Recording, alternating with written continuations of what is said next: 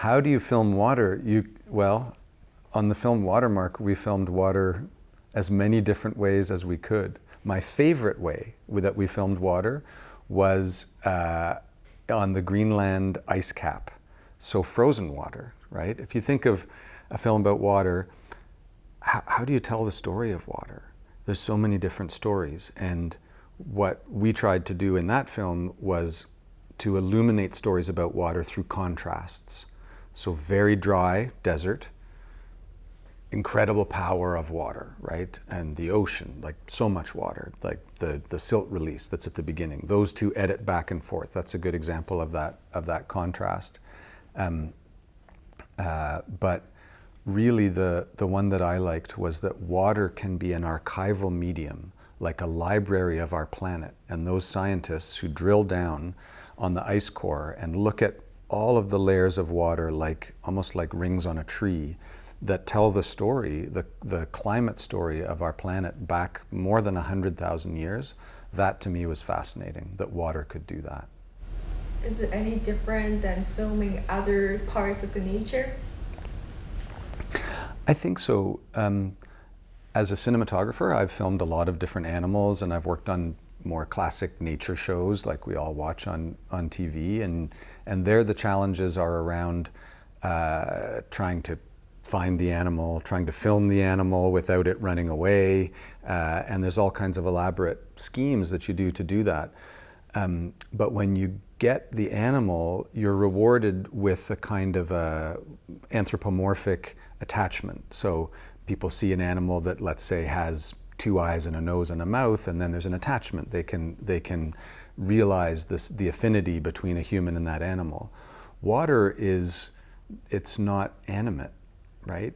So how do you ascribe character to water, or personality, or some of those things? If your main character isn't alive and doesn't have personality, then it's up to you as a filmmaker to try and bring those things to it.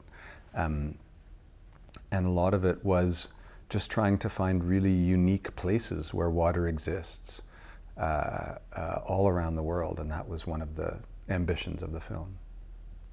So in Watermark, you worked with quite different forms of media, like photographs and videos. What do you think of this collaboration as a cinematographer?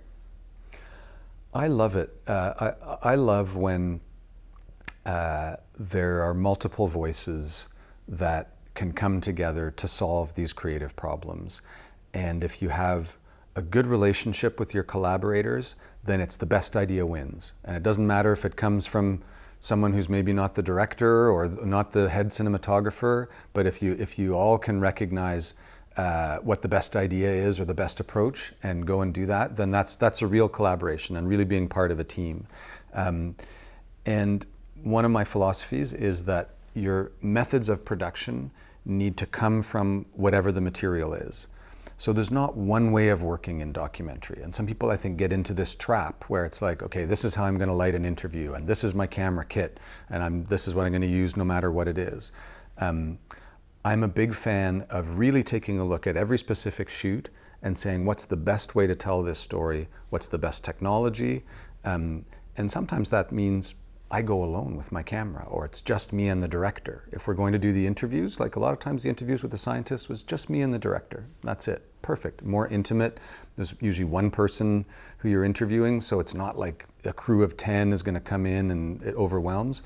But on something like the Genie Dam, you need as many people as possible to be going in different directions, and it becomes almost more an exercise in management of making sure everyone's on the same page, that you're not going to miss those ideas you had, and different people are going to go and do different things. Always with me, even on the big crews, where sometimes I've had a camera assistant, I'm so used to working alone, first of all, and my camera assistant, I always hire really good people. And when you get there and I say, okay, don't assist me. Here, take this camera, you go shoot that, right? Because why not? It's like you need that other view, and I don't have time to do both, so I'll carry my own stuff. You go film. It's always the way whenever I have a camera assistant. So Watermark was shot in very different places and involves a lot of people with different professional backgrounds. How long exactly did the pre-production period take? I always tend to mix the pre-production. We take a long time to research and develop stories and find them, and then that never stops. It keeps going, even after your first shoot. So that becomes a priority and you focus on that, but then you're still researching the next one, and maybe your first shoot is actually you're gonna learn something that's gonna change where the film's going to go. So it's an almost evolutionary process, making a film like Watermark. And I believe that you can never learn to make films. You can only learn to make each film that you're making.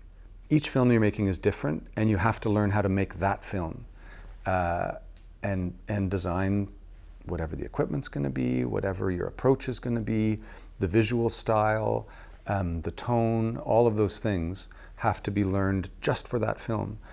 So I actually like that we don't script the film in advance very tightly, but that we do a lot of research, we identify stories, and then start a process. And you don't always know at the beginning of our films, a film like Watermark, where it's going to end, because the journey's going to take twists and turns just like a river. Can you give some tips to people who want to make films? Tips for people who want to make films. Boy, that's a hard one. In a way, it gets harder to make films, certainly to raise budgets for films of certain kinds. So I would say if you're starting out wanting to make films, really choose a topic that is manageable for your resources. So if you try and start with a project that's really ambitious, that really needs to be told with, frankly, a lot of expenses, a lot of travel or a lot of big equipment, then maybe that's not the best film to start with. Practically speaking, you're probably going to start with a film that's easier to make. And it doesn't mean it's going to be less powerful. But really think about the project you choose, because in many cases, the films that I make, they take years. And so you have to make sure the topic interests you enough and that there's enough there to sustain you and keep you going, and to be able to be distilled into one film. So really think a lot before you start that it's the right film for you at whatever time that is in your life.